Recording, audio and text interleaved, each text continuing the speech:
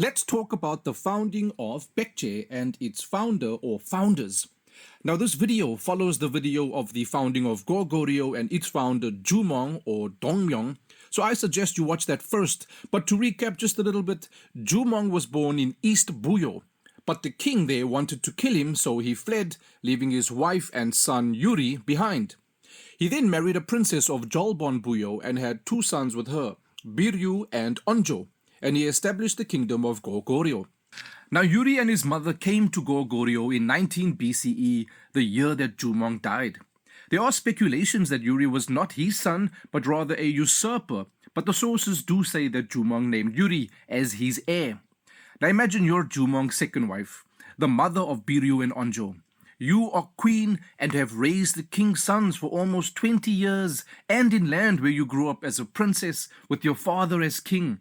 And then suddenly your husband's first wife and son from another life and age make an appearance, and he leaves the kingdom to that son.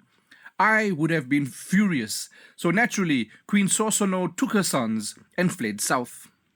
The brothers climbed a mountain to seek out new lands. Biryu chose the coast, an ill-advised choice, and this divided the camp into two. When Onjo moved south from Goguryeo with his followers, he established a kingdom at Wiryesong along the Han River basin and named the country Shipje, meaning 10 subjects. Later, it was called Baekje, or 100 subjects, symbolizing the growth through political expansion and voluntary or forced allegiances. Onjo ruled pragmatically, cultivating alliances with local groups and gradually absorbing neighboring polities. His kingdom expanded steadily across the Han River region, laying the foundations for what would become one of the three kingdoms of Korea. In this version, Onjo is the unquestioned founder and first king of Baekje, ruling from 18 BCE until his death. The Samguksagi also records an alternative tradition in which Biryu, not Onjo, was the elder and intended leader. Biryu chose to settle in Michuhol, traditionally identified near modern Incheon, a coastal and marshy region. The land proved infertile, the water brackish, and the settlement unsustainable. Biryu's people suffered hardship, while Onjo's inland settlement prospered. Realizing his failure, Biryu either submitted to Onjo or died in shame. His followers then joined Onjo, after which Onjo's state took the name Baekje. In this version, Biryu's failure serves to legitimize Onjo's rule and portray Baekje's founding as divinely or practically sanctioned. Chinese dynastic histories present a totally different origin altogether.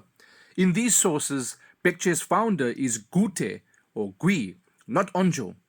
Gutae is described as a leader who established authority in the former territory of Daifang Commandery, emerging from among the southern polities traditionally associated with the Mahan Confederation. These accounts do not place Baekje's foundation in the 1st century BCE.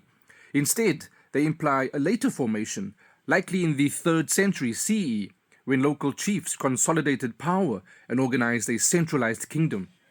Some Chinese texts describe Baekje as formed by the gathering of many families or clans, emphasizing political aggregation rather than heroic migration. Importantly, early Chinese records do not mention Onjo and do not recognize Baekje as an established kingdom at the time the Korean chronicles claim it was founded. From a Chinese historiographical perspective, Baekje appears suddenly as a regional power centuries later.